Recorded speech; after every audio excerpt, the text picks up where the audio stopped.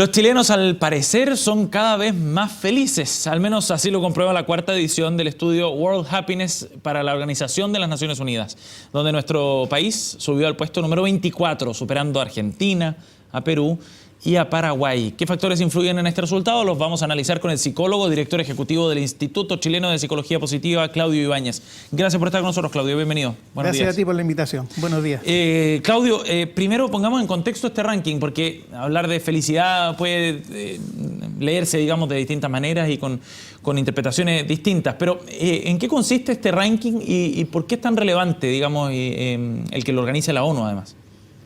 Mira, este ranking es muy importante porque desde hace aproximadamente unos 15, 20 años, la psicología positiva puso sobre la mesa que el tema del desarrollo de los países no se puede medir solo con indicadores econométricos, porque no refleja el real desarrollo de las personas y de las comunidades. Como el Producto Interno Bruto, por ejemplo. Exacto.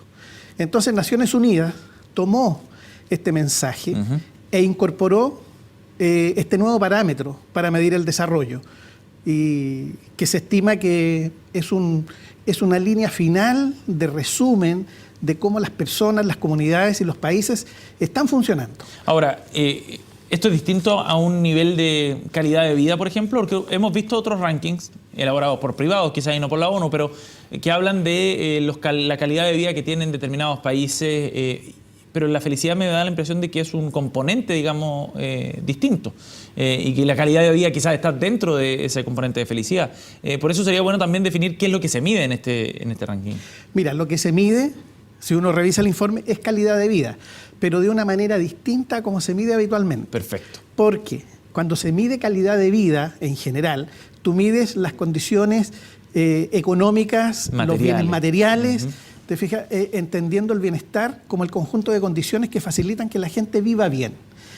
En el estudio de Naciones Unidas, calidad de vida se mide por una evaluación que las propias personas hacen en una escala de 0 a 10, en que se les pregunta, ¿cómo evalúa usted actualmente su vida? Desde 0, un desastre, hasta 10, de nivel excelente. Perfecto. ¿Te fijas? Entonces es una apreciación subjetiva que se le pide a las personas. Por eso se llama también bienestar subjetivo. ¿Pero incluye estos componentes materiales también o tienen que ver más que nada con una percepción? Tiene que ver con una percepción, pero complementada con indicadores objetivos. Por ejemplo, esperanza de vida al nacer en el país. Por ejemplo, la cantidad de emociones positivas o negativas que las personas han experimentado en el día anterior. Perfecto. Entonces, hay indicadores duros. También se toma en cuenta el PIB. Y también se toman en cuenta otros. Entonces, es una medida bastante completa y muy potente. Eso le iba a preguntar. En el fondo, este es uno de los instrumentos más potentes y más completos que tenemos para medir este indicador, considerando esta tendencia que usted planteaba a tratar de medirnos de manera más integral, en definitiva, y no solo por asuntos materiales. Sí, es un instrumento bastante integral que se está perfeccionando. Sí. Desde mi punto de vista, yo creo que es el mejor que existe hoy día a nivel mundial, porque en Chile hemos hecho mediciones de la felicidad con el Instituto de Felicidad de Coca-Cola, etcétera, pero son mediciones que no son malas, pero lo que aporta este ranking es que permite comparar a los países. Aquí están los 157 países del mundo. Y la gracia, me imagino, cuarta vez que se hace el ranking. Y la gracia, me imagino, Claudio, además, es que no considera solamente hechos recientes que puedan ocurrir a una persona. Es decir, si alguien, por ejemplo, fue papá hace poco, probablemente esté viviendo una etapa muy feliz de su vida, pero va más allá, me imagino, de eso. Por eso se basa también en datos materiales y de otro tipo, como para tener una mirada un poco más amplia y no quedarse solo con lo que sucedió en horas recientes o en días anteriores. Bueno, eso puede ocurrir, pero ¿cómo se contrapesa? ¿Cómo metodológicamente nos aseguramos de que haya una medición relativa que refleje relativamente el nivel real de felicidad de las personas? Claro. Cada país aporta 3.000 personas. Esa es una muestra muy grande. Muy grande. Muy grande, porque en Chile los estudios muestrales representativos están en torno a las 1.250 personas. 3.000 personas por país. Y eso lo viene haciendo la Gallup. Eso es lo otro, o sea, es una medición hiperindependiente. ¿Te fijas? No hay aquí sesgos localistas, ni de países, ni de instituciones. Es una medición. Y además, lo otro potente es que es el mismo parámetro para todos los países. Entonces, si hay sesgos, el sesgo es parejo para todos. Claro. Claudio, ¿es sorprendente este indicador que Chile esté en el puesto 24 a nivel mundial en un ranking de felicidad? A mí me sorprende por lo menos. Mira, es muy sorprendente y creo que es una noticia que hay que amplificarla. La psicología positiva dice que tenemos que poner el foco en lo que funciona bien y no en lo que hay que corregir. Y fíjate que el puesto 24 hay que leerlo contra la primera medición que hizo Naciones Unidas, que fue el año 2005, y el informe, ese reporte se publicó el año 2012. En ese ranking de abril del 2012, Chile estaba en el lugar 43. Es decir, en un espacio de 5 o 6 años, Chile se ha pegado un salto de 19 lugares en el ranking. De hecho, así lo informa Naciones Unidas en su reporte, Chile está dentro de los países que más mejoran su nivel de felicidad. Y eso por la posición... Es el sexto país en el mundo que más mejoras tiene en el nivel de felicidad. ¿Y eso obedece a una mejora del puntaje de Chile o a la posición relativa respecto a otros países? A una mejora del puntaje de Chile. A una mejora del puntaje de Chile. Eso, de todas maneras, genera cierto contraste. También tiene un impacto relativo, porque como es un ranking, pero... O sea, objetivamente hay una mejora en la percepción que las personas tienen de su vida. Es que eso es interesante porque además marca un contraste con lo que uno ve en otras encuestas de carácter político, por ejemplo, que son muy críticos, donde hay una fuerte desconfianza hacia la clase política, donde hay cierta desconfianza también al sistema democrático, donde hay una crítica hacia el empresariado. Da la impresión de que todo estuviera muy malo, y cuando uno escucha además el análisis de algunos economistas, empresarios, en fin, el análisis es como que estuviera este país desbarrancándose. Y esto es un contraste enorme. ¿Cómo se puede entender esa dualidad? Compatibilizar eso. Mira, esa pregunta es muy buena, porque si algo sabemos por los estudios de la psicología positiva, es que el nivel de la felicidad de las personas tiene dos características. Primero, no sé si está bien empleado el término, pero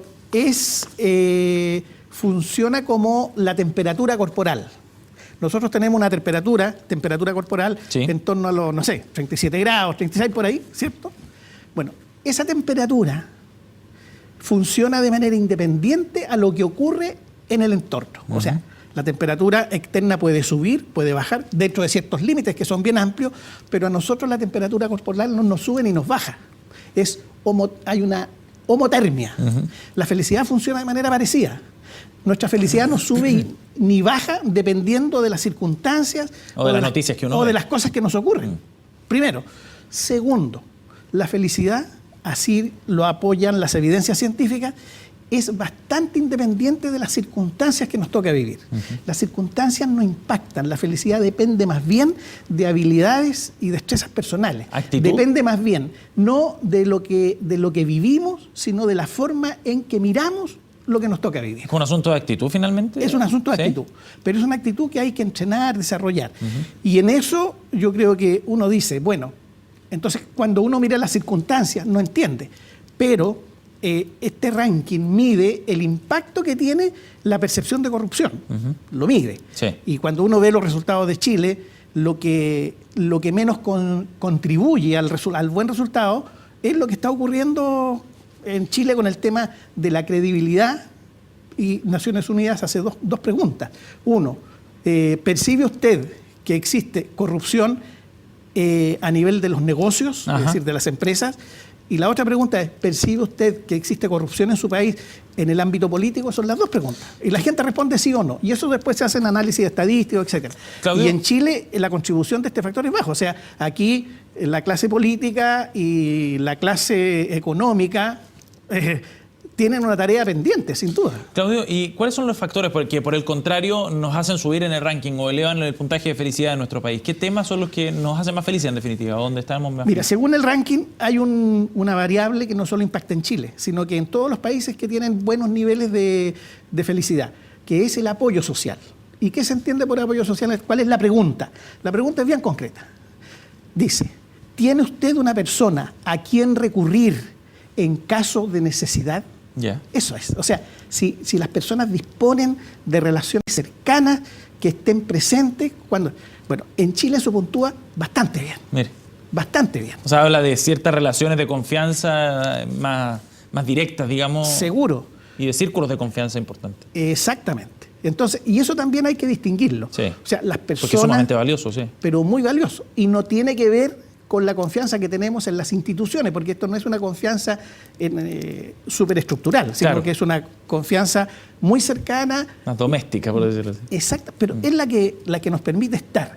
Y eso se ha visto, bueno, cómo funcionamos como país en las tragedias, ¿cierto? Sí, también. En el terremoto. Claro, en el terremoto del 27 de febrero, el tsunami, la tragedia de los mineros. Claudio, entonces todo eso refleja que efectivamente en Chile hay una amalgama entre las personas no menor, realmente importante, y eso tenemos que valorarlo. Claudio, por último, usted hablaba de un ranking que de alguna manera refleja que la felicidad no depende necesariamente de las circunstancias, pero también es cierto que si uno revisa el ranking, son los países más desarrollados y los que tienen mejores condiciones de vida los que están punteando en el ranking. Aparece Dinamarca, está Islandia, Suiza, en fin.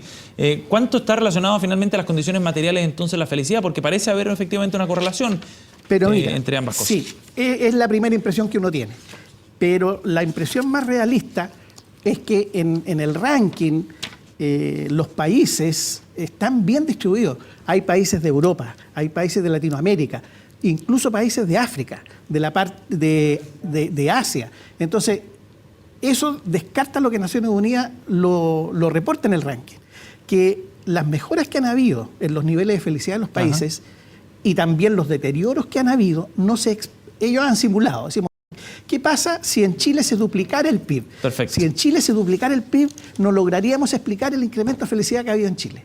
Perfecto. Entonces, y ahí está la explicación, digamos. Ahí está la explicación. Entonces, yo creo que aquí lo que ha influido fuertemente es, uno, el apoyo social, como te lo explicitaba, Sí. y lo otro es que el tema de la felicidad y la psicología positiva en Chile se ha estado expandiendo. Nosotros llevamos 15, 16 años trabajando en este tema con empresas, con colegios, con personas. Y yo creo que eso también es una contribución a los resultados de este ranking. Claudio, muchas gracias por haber venido esta mañana. Muy bien, amable. gracias por la invitación. Nos vamos a la pausa, volvemos de inmediato mañana directo en CNN Chile.